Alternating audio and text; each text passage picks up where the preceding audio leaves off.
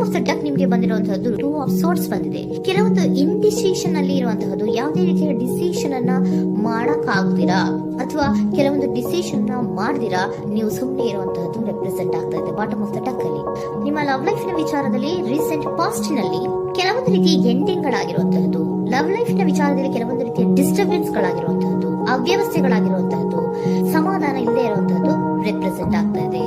ಯಾಕೆ ಅಂದ್ರೆ love life ನ ವಿಚಾರದಲ್ಲಿ ಯಾವುದೇ ರೀತಿಯ ಪಾಸಿಟಿವ್ ಬದಲಾವಣೆಗಳಾಗುತ್ತಾ ಅನ್ನುವಂತಹದ್ದು ನೀವು ಪಾಸ್ಟ್ ನಲ್ಲಿ ನೀವು ನಿಮ್ಮ ಲವ್ ಲೈಫ್ ನಲ್ಲಿ ನೀವು ಆಲೋಚನೆಯನ್ನ ಮಾಡಿದ್ದೀರಿ, ಕೆಲವೊಂದು ಬದಲಾವಣೆಗಳಾಗುವಂತ ಸಾಧ್ಯತೆಗಳಿದೆಯಾ ಅಂತ. ಆದ್ರೆ ಎಂಡಿಂಗ್ ಗಳಾಗಿರುವಂತಹದ್ದು ಯಾವುದೇ ರೀತಿಯ ಸರಿ ಹೋಗಿಲ್ಲದೆ ಇರುವಂತಹದ್ದು ರೆಪ್ರೆಸೆಂಟ್ ಆಗ್ತಾ ಇದೆ. ತುಂಬಾ ಆಲೋಚನೆಯನ್ನ ಮಾಡಿರುವಂತಹದ್ದು ನಿಮ್ಮ ಲವ್ ಲೈಫಿನ ವಿಚಾರವಾಗಿ ನಿದ್ರಾಹೀನತೆಗಳಾಗಿದೆ, ಕೆಲವೊಂದು ರೀತಿಯ ಸ್ಟ್ರೆಸ್ ಗೆ ಒಳಗಾಗಿರುವಂತಹದ್ದು ನಿಮ್ಮ ರೀಸೆಂಟ್ ಪಾಸ್ಟ್ ನಲ್ಲಿ ನಡೆದಿರುವಂತಹದ್ದು. ಲವ್ ಲೈಫಿನ ವಿಚಾರವಾಗಿ ಯಾವುದೇ ರೀತಿಯ ಅಂತ ಸಮಾಧಾನದ ಏನು ನಿಮಗೆ ನಡೆದಿಲ್ಲ. ಆ ಕಾರಣಕ್ಕೆ ನಿಮಗೆ ಕೆಲವೊಂದು ವಿಚಾರಗಳನ್ನ ಡಿಸಿಷನ್ ತಗೊಳ್ಳುವಂತಹದ್ದು, ಡಿಸೈಡ್ ಅನ್ನ ಮಾಡುವಂತಹದ್ದು ನಿಮಗೆ ಕಷ್ಟ ಆಗ್ತದೆ. ನೀವು ಪ್ರೆಸೆಂಟ್ ಸಿಚುವೇಶನ್ ಅಲ್ಲಿ ಬರುವಂತಹ ಆಫರ್ ಗಳನ್ನ ನೀವು ಏನ್ ಮಾಡ್ತಾ ಇದ್ದೀರಾ ಅಂದ್ರೆ ರಿಜೆಕ್ಟ್ ಮಾಡ್ತಾ ಇದ್ದೀರಾ ಅಥವಾ ಮಿಸ್ ಮಾಡ್ಕೋತಾ ಇದ್ದೀರಾ. ಕೆಲವೊಂದು ಆಪರ್ಚುನಿಟೀಸ್ ಗಳು ಬಂದರೂ ಕೂಡ ಅದರ ಬಗ್ಗೆ ನೀವು ಕರೆಕ್ಟ್ ಆಗಿ ಗಮನವನ್ನ ಕೊಡ್ತಾ ಇಲ್ಲ. ಯಾಕೆ ಕೊಡ್ತಾ ಇಲ್ಲ? ನಿಮ್ಗೆ ಗೊತ್ತಾಗ್ತಿಲ್ಲ ಏನ್ ಮಾಡ್ಬೇಕು. ಅದಕ್ಕೋಸ್ಕರ ನೀವ್ ಏನ್ ಮಾಡ್ತಿದ್ದೀರಾ, ಎಂಡಿಂಗ್ ಆದಂತಹ ಆಫರ್ ಗಳಿರ್ಬೋದು ಅಥವಾ ಬೇರೆ ಯಾವುದೇ ಆಫರ್ ಗಳಿರ್ಬೋದು ಬಂದ್ರೆ ಅದನ್ನ ನೀವು ಗಮನನೇ ಕೊಡದೇ ಇರುವಂತಹದ್ದು. ಯಾವ ಕೆಲವು ವಿಚಾರ ನಿಮ್ಮ ಲವ್ ಲೈಫ್ ನ ವಿಚಾರವಾಗಿ ಕೆಲವೊಂದು ರೀತಿಯ ಮತ್ತಷ್ಟು ಅಂದ್ರೆ ರಿವ್ಯಾಲ್ಯೂಯೇಷನ್ ಅನ್ನ ಮಾಡ್ತಾ ಇರುವಂತಹದ್ದು ರೆಪ್ರೆಸೆಂಟ್ ಆಗ್ತದೆ. ಪ್ರೆಸೆಂಟ್ ಅಲ್ಲಿ ನಾನು ಯಾವುದೇ ಆಫರ್ ನ ತಗೊಳ್ಳುವಂತ ಸ್ಥಿತಿಯಲ್ಲಿಲ್ಲ ಅನ್ನುವಂತ ರೀತಿಯಲ್ಲಿ ನೀವು ಆಫರ್ ಗಳನ್ನ ಮಿಸ್ ಮಾಡ್ಕೊಳ್ಳುವಂತಹದ್ದು ಅಥವಾ ರಿಜೆಕ್ಟ್ ಮಾಡುವಂತಹದ್ದು ರೆಪ್ರೆಸೆಂಟ್ ಆಗ್ತಾ ಇದೆ. ನೆಕ್ಸ್ಟ್ ಕಾರ್ಡ್ ಬಂದಿರುವಂತಹದ್ದು ಪ್ರೆಸೆಂಟ್ ನಲ್ಲಿ ಪೇಜ್ ಆಫ್ ಸೋರ್ಟ್ಸ್ ಬಂದಿದೆ. ಯಾವುದೋ ನಿಮ್ಮ ಲವ್ ಲೈಫ್ ನ ವಿಚಾರವಾಗಿ ಬಹಳಷ್ಟು ಕ್ಯೂರಿಯಾಸಿಟಿಯಿಂದ ಏನೋ ವಿಚಾರವನ್ನ ತಿಳ್ಕೊತಾ ಇದ್ದೀರಾ, ಬಹಳಷ್ಟು ಕ್ಯೂರಿಯಾಸಿಟಿಯಿಂದ ತಿಳ್ಕೊತಾ ಇದ್ದೀರಾ ಏನಾಗ್ತಾ ಇದೆ, ಹೇಗಾಗ್ತಾ ಇದೆ ಅಂತ. ತುಂಬಾನೇ ನೀವು ಕೆಲವೊಬ್ರು ಲವ್ ಲೈಫ್ ನ ವಿಚಾರವಾಗಿ ತುಂಬಾನೇ ಮಾತು ಕೂಡ ಆಡ್ತಾ ಇರುವಂತಹದ್ದು ರೆಪ್ರೆಸೆಂಟ್ ಆಗ್ತಾ ಇದೆ. ಏನಾಗ್ತಾ ಇದೆ, ಹೇಗಾಗ್ತಾ ಇದೆ, ಈ ಗಲಿಬಿಲಿಗಳು, ಡಿಸ್ಟ್ರಾಕ್ಷನ್ಸ್ ಗಳು ಅಥವಾ ಡಿಸಿಷನ್ಸ್ ನ ಮಾಡೋಕ್ಕಾಗದೆ ಏನಕ್ಕೆ ಒತ್ತಾಡ್ತಿದ್ದೀವಿ ಅನ್ನೋ ಬಗ್ಗೆ ಕೂಡ ನೀವು ಕೆಲವೊಂದು ರೀತಿಯ ಮಾತಾಡ್ತಾ ಇರುವಂತಹದ್ದು ರೆಪ್ರೆಸೆಂಟ್ ಆಗ್ತಾ ಇದೆ. ಯಾವಾಗ ಕೆಲವೊಂದು ವಿಚಾರಗಳನ್ನು ನೀವು ಮಾತಾಡಿ ಕ್ಲಿಯರ್ ಅನ್ನ ಮಾಡ್ಕೊತಿರೋ ಆಗ ನೀವು ಕೆಲವೊಂದು ರೀತಿಯ ಆಕ್ಷನ್ಸ್ ಗಳನ್ನ ತಗೋಬೇಕು ಅನ್ನೋಂಥ ನಿರ್ಧಾರವನ್ನ ಮಾಡಿರುವಂತದ್ದು.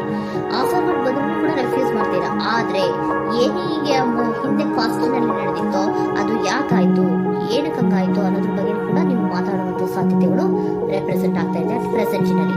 ಆಮೇಲೆ ನೀವು ಮಾತಾಡಿದ ಮೇಲೆ ಕೆಲವೊಂದು ರೀತಿಯ ನಿರ್ಧಾರಗಳನ್ನ ಮಾಡುವಂತಹದ್ದು. ನೈಟ್ ಆಫ್ ವೈಟ್ಸ್ ಬಂದಿದೆ. ಸೊ ಆವಾಗ ನೀವು ನಿಮ್ಮ ಕೆಲವೊಂದು ವಿಚಾರಗಳಲ್ಲಿ ಕ್ಲಾರಿಟಿಗೆ ಬಂದ ಮೇಲೆ ನಿಮ್ಮ ಲವ್ ಲೈಫ್ ನ ವಿಚಾರದಲ್ಲಿ ಕೆಲವೊಂದು ಆಕ್ಷನ್ ಗಳನ್ನ ತಗೊಳ್ಳುವಂತಹದ್ದು ರೆಪ್ರೆಸೆಂಟ್ ಆಗ್ತಾ ಇದೆ.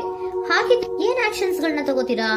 ಈಗ ಕೆಲವೊಂದು ರೀತಿಯ ಆಫರ್ ಗಳನ್ನ ನೀವು ಬಂದಂತಹ ಆಫರ್ ಗಳನ್ನ ನೀವು ಏನ್ ಮಾಡಿದ್ದೀರಾ, ರೆಫ್ಯೂಸ್ ಅನ್ನ ಪ್ರೆಸೆಂಟ್ ಅಲ್ಲಿ ಮಾಡಿದ್ದೀರಾ. ಈಗಲೂ ಕೂಡ ನೀವು ಬಂದಂತಹ ಆಫರ್ ಅನ್ನ ನೀವೇನ್ ಮಾಡ್ತೀರಾ, ರೆಫ್ಯೂಸ್ ಅನ್ನ ಮಾಡ್ತೀರಾ ಅಥವಾ ರಿಜೆಕ್ಟ್ ಅನ್ನ ಮಾಡ್ತೀರಾ. ಯಾಕೆ? ಸೆಕೆಂಡ್ ಕಾರ್ಡ್ ನಿಮ್ಗೆ ಇಮಿಡಿಯೇಟ್ ಫ್ಯೂಚರ್ ನಲ್ಲಿ ಸೆಕೆಂಡ್ ಕಾರ್ಡ್ ಬಂದಿರೋದು ಯಾವುದು, ಹಾರ್ಮೆಟ್ ಕಾರ್ಡ್ ಬಂದಿದೆ. ಸೊ ಲೋನ್ಲಿನೆಸ್ ಅನ್ನ ರೆಪ್ರೆಸೆಂಟ್ ಮಾಡುತ್ತೆ. ಯಾಕೆ ಲೋನ್ಲಿನೆಸ್ ಅನ್ನ ರೆಪ್ರೆಸೆಂಟ್ ಮಾಡುತ್ತೆ? ಬೇಡಪ್ಪ, ಈ ಜಗ್ಲಿಂಗ್ ಗಳೇ ಬೇಡ. ತುಂಬಾ ಜಗ್ಲಿಂಗ್ ಇದೆ ನಿಮ್ಮ ಲವ್ ಲೈಫ್ ನ ವಿಚಾರದಲ್ಲಿ. ಕೆಲವೊಬ್ಬರಿಗೆ ತುಂಬಾ ಜಗ್ಲಿಂಗ್ ಇದೆ. ಯಾವಾಗ್ಲೂ ಬ್ಯಾಲೆನ್ಸ್ ನ ಮಾಡ್ತಾ ಇರ್ಬೇಕು. ಈ ಕಡೆಗೆ ಹೇಳಿದ್ರೆ ಆ ಕಡೆಗೆ ಹೋಗುತ್ತೆ, ಆ ಕಡೆಗೆ ಹೇಳಿದ್ರೆ ಈ ಕಡೆಗೆ ಬರುತ್ತೆ. ಯಾವ ಕಡೆ ಅಂತ ಮಾಡೋದು ಅನ್ನುವಂತಹ ಆಲೋಚನೆಯನ್ನ ಮಾಡ್ತಾ ಇರುವಂತದ್ದು. ಸದ್ಯಕ್ಕೆ ಯಾವುದೇ ಆಫರ್ ಬೇಡ, ಸ್ವಲ್ಪ ಒಂಟಿಯಾಗಿರೋಣ ಅಂತ ನೀವು ಆಲೋಚನೆಯನ್ನ ಮಾಡ್ತಾ ಇರುವಂತದ್ದು ರೆಪ್ರೆಸೆಂಟ್ ಆಗ್ತಾ ಇದೆ. ಮತ್ತೆ ಕೆಲವೊಬ್ಬರಿಗೆ ಕೆಲವೊಂದು ರೀತಿಯ ಕ್ಯೂರಿಯಾಸಿಟಿಯಿಂದ ಏನಾಗ್ತಾ ಇದೆ ಅಂತ ವಿಷಯಗಳನ್ನ ತಿಳ್ಕೊಂಡ್ಮೇಲೆ ಕೆಲವೊಂದು ಆಕ್ಷನ್ಸ್ ಗಳನ್ನ ತಗೊಳ್ಳುವಂತದ್ದು ಕೂಡ ರೆಪ್ರೆಸೆಂಟ್ ಆಗ್ತಾ ಇದೆ. ಯಾವುದೇ ರೀತಿಯ ಭಯ ಇಲ್ಲದೆ ವಿಷಯಗಳನ್ನ ತಿಳ್ಕೊಂಡು ನೀವು ಆಫರ್ ಗಳನ್ನ ಅಟ್ ಪ್ರೆಸೆಂಟ್ ಅಲ್ಲಿ ರೆಫ್ಯೂಸ್ ಮಾಡೋ ಸಾಧ್ಯತೆಗಳು ಕೂಡ ಕೆಲವೊಬ್ಬರಿಗೆ ರೆಪ್ರೆಸೆಂಟ್ ಆಗ್ತದೆ. ಯಾಕೆ ಆಫರ್ ಗಳನ್ನ ರೆಫ್ಯೂಸ್ ಮಾಡ್ತೀರಾ? ನಿಮ್ಮ ಲವ್ ಲೈಫ್ ನ ವಿಚಾರದಲ್ಲಿ ಬರೀ ಜಗ್ಲಿಂಗ್, ತುಂಬಾ ಬ್ಯಾಲೆನ್ಸ್ ಅನ್ನ ಮಾಡ್ಬೇಕು.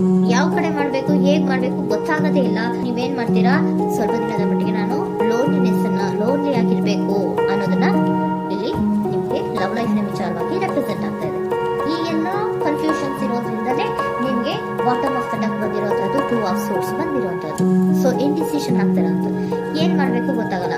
ಅದಕ್ಕೆ ನೀವು ಕುತ್ಕೊಂಡ್ಬಿಟ್ಟಿದ್ದೀರಾ, ನನ್ನ ಲವ್ ಲೈಫ್ ನ ವಿಚಾರವಾಗಿ ಯಾವ ನಿರ್ಧಾರವನ್ನ ಮಾಡ್ಬೇಕು ಅನ್ನುವಂತಹ ಆಲೋಚನೆಯನ್ನ ಮಾಡ್ತಾ ಇರುವಂತದ್ದು, ಹಾಗೇನೆ ಮಾಡುವಂತದ್ದು ನಿಮ್ಗೆ ರೆಪ್ರೆಸೆಂಟ್ ಆಗ್ತದೆ. ಕೆಲವೊಬ್ರು ರೆಫ್ಯೂಸ್ ಅನ್ನ ಮಾಡಿ ಮುಂದೆ ಹೋಗುವಂತಹ ಸಾಧ್ಯತೆಗಳು ಇರುವಂತಹದ್ದು. ಮತ್ತೆ ಕೆಲವೊಬ್ರು ಆಫರ್ ಗಳು ಬರುವಂತದನ್ನ ಬ್ಯಾಲೆನ್ಸ್ ಅನ್ನ ಮಾಡ್ಬೇಕು, ಜಗಳಿಗಳನ್ನ ಮಾಡ್ಬೇಕು, ಸದ್ಯದ ಮಟ್ಟಿಗೆ